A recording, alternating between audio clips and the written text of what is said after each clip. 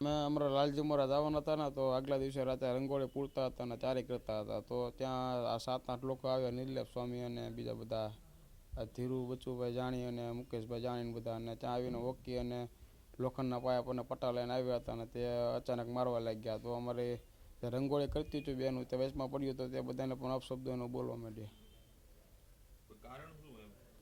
કારણ તો કાંઈ ખબર નથી, કારણ એ લોકોને ખબર હશે. કેટલા જણાને માર્યા? 2-3 જણા હતા, બે ના બીજા 2-3 જણા હતા, એને બહુ આમ સામાન્ય ઈજા થઈ છે. અમે જ્યારે આગળના દિવસે લાલજી મહારાજની શોભાયાત્રાની તૈયારી કરી રહ્યા હતા, ત્યારે રાત્રે રાકેશ પ્રસાદના ગુંડાઓએ આવીને અમને માર મારેલો, જેમાં ધીરુબચુ જીયાણી તેમજ મુકેશ ધીરુ જીયાણી તેમજ ભરત ધીરુ જીયાણી તેમજ મુકેશના બંને પુત્રો અને નિર્લેપ સ્વામી તેમજ તેમને સાથે તેમના શિષ્ય આવીને અમને માર મારેલો, જેમની પાસે હોકી તેમજ લોખંડના પાઇપ તેમજ પટ્ટાઓ હતા, જેમને અમને માર મારેલો. અને માર મારતા હતા ત્યારે અમારા બહેનોએ અમારો બચાવ કરેલો.